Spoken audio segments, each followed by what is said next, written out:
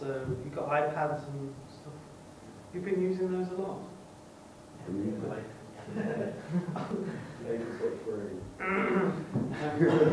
Because we've been playing with iPads a lot with our guys of complex needs, and they've been fantastic. Really, really accessible, and there's only one button. It's great. Touch screen, really cheap. You know, because touchscreen plasmas were about £5 grand. Now, you know, iPads are using them all the time. So I have a list of apps which are really good for people with special needs and learning difficulties and disabilities. Also, are you going to give us that list? Yeah. Of course. Just like I've got a list. Of course. So we're a charity with a national reputation, supposedly, for excellence. Although, you know, Ofsted and various badges.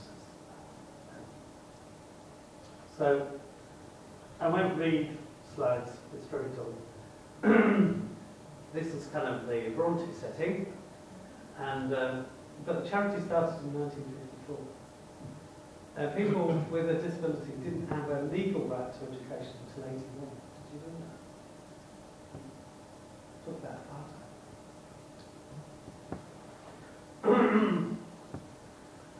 So again, nursing therapy in-house, so we've got our own speech therapists, our own physios, occupational therapists, as well as teachers, nursing team, and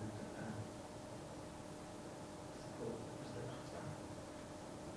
So we look at sensory curriculums, and just, you know,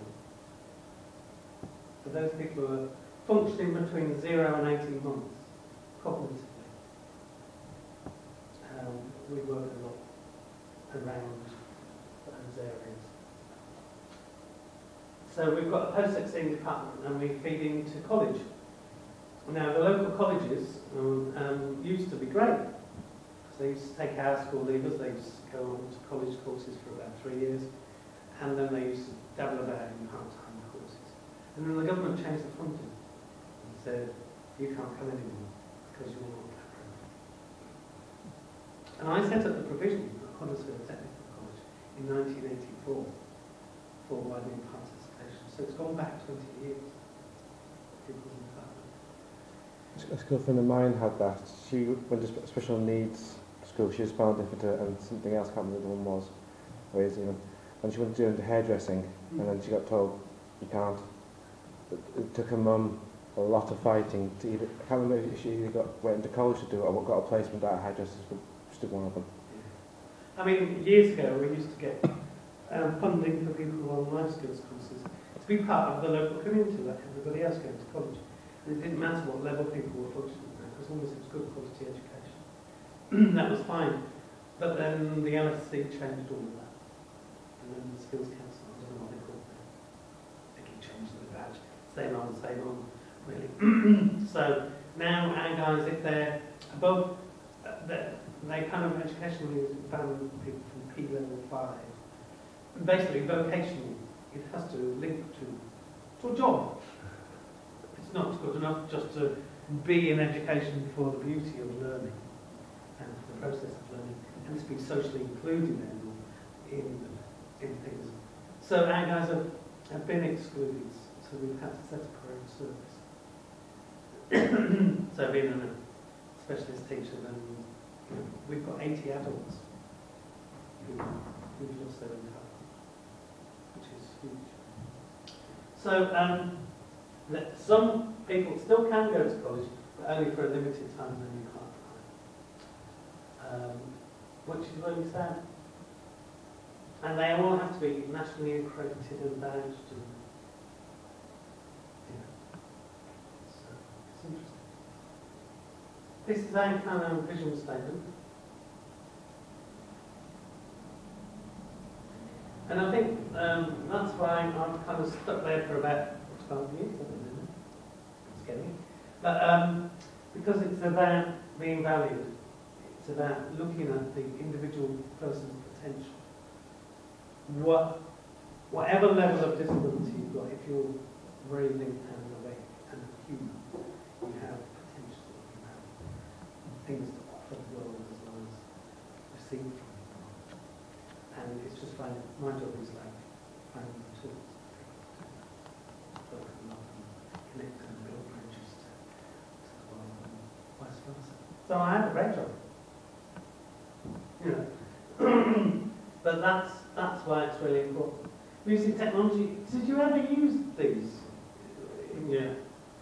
They can only be used on XP computers. But there is an app which has kind of replaced that. Have you seen DJX for your iPad? Have you got it? I got it. Oh, iPad.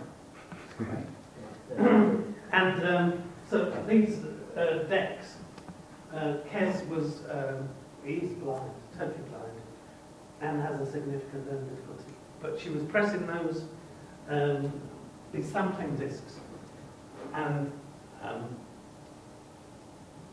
triggering a whole range of samples and creating her own music, and scratching and pressing buttons. And she was finding the cause and effect and creating her own random music, and it was fun. Now we're using kind of iPads with iDJ app. I think it's 59p or something. And on the iPad it's great. You just plug it in, and it's hardware like that, so it's really straightforward.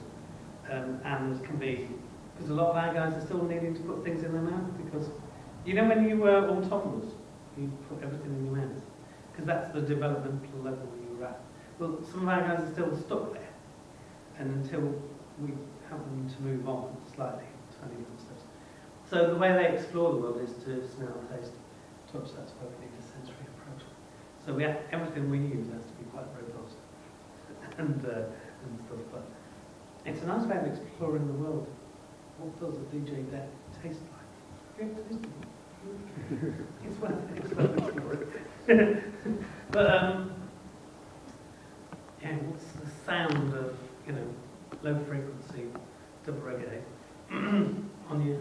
Have you ever put your head on your jaw on the speaker caps? You might have done when you were slightly deep. But it has a resonance. It's interesting how the sound can play with your body and you can play with it. But just saying, so now we're using things. This was a few years ago. It's still great. And they were really durable. USB straight into a computer. And you could DJ. And our guys could DJ and play music. So it's part of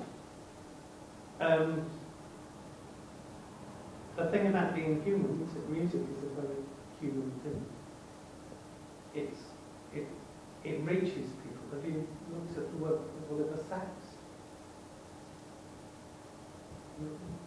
I read some stuff on music. Oliver Sacks is great. And there's another book called Your Brain on Music. You ever read that? Yeah. That's really worth a read. Because it's how music interacts with us as human beings. Bill Ellis's article was also about sound therapy one. Has anyone read that? No one. So yeah, we've had quite a lot of awards. So we're on various sites for the Centre of Excellence using technology to enable people. But one of the big things which reaches, and why are you all musicians? Tell me why. Probably a communication thing as well. Is it your first language? Does it really connect with you? More than spoken language or written language? Are you better at composing music or writing an essay?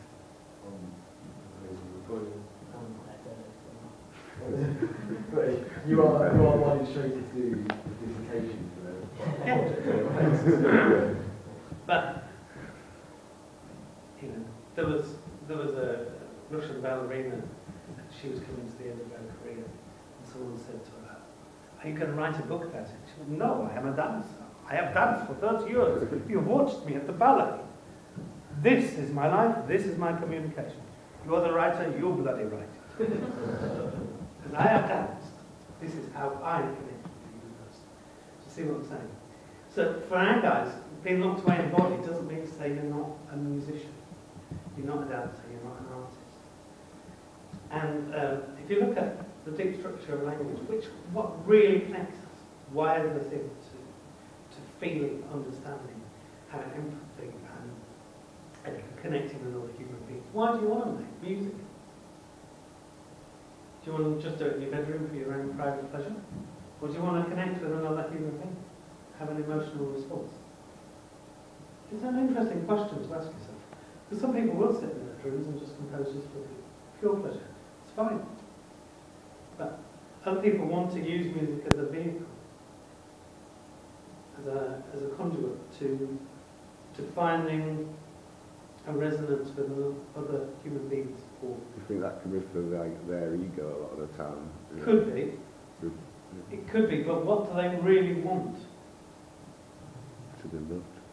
Yeah. Want everyone to like them. And to connect, to build a bridge from their isolation and the way they communicate to other human beings. Then sometimes like them people, obviously they don't mind if the other people don't connect to them. It's a like one way of thing, isn't it? If you give people your music and they never meet you and you never meet them and they all like your music, they're connected to you, you know what I mean, in that way, but you don't ever get to see the other side of it.